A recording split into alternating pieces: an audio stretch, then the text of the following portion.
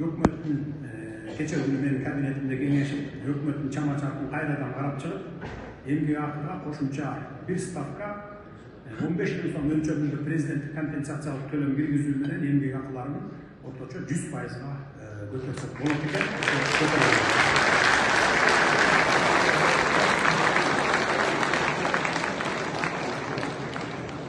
Uçurda muhaliflerin ortaça aylığı 26 bin son, alım gele zatkan yılın 1. aprelinden tartıp köpöygöndөн keyin 52 bin somdun tegere gitse. Muhaliflerin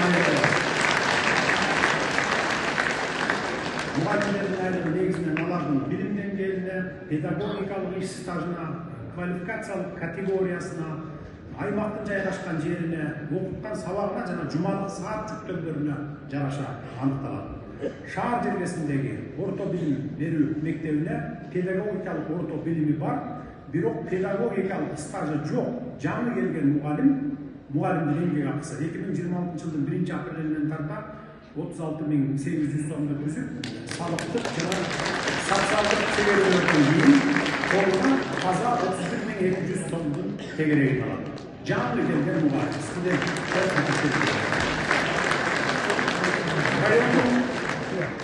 райондук коэффициенти 1,8 болгон, тоолуу алыскы райондо иштеп жаткан жана жашаган 30 жылдан ашык педагогикалык иш стажы бар орто мектептин математика мугалиминин учурдагы эмгек акысы 65.800 сом, ал эми 2026 жылдын 1 апрелинен тарта эмгек акысы 97.600 сом.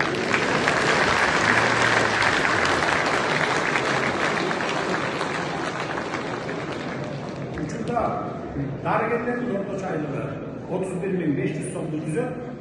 Ал эми 2026 жылдын 1 апрелинен тарта 62.500 сомду түзүп, колуна баягы чегерүүлөрдөн сырткары 50.000ден ашык сом колуна тиет. Шаар жергесинде тажрыйбасы жок, бир ставка менен жаңы иштеп баштаган дарыгердин айлыгы учурда 16.900 сом экен. Ал эми көбөйгөндөн кийин 42.100 сомду түзүп, колуна 35.500 сом.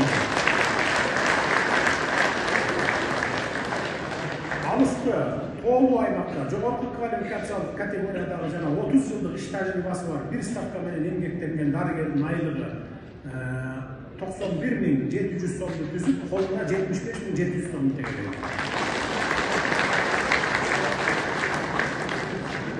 Учурда артисттердин орточа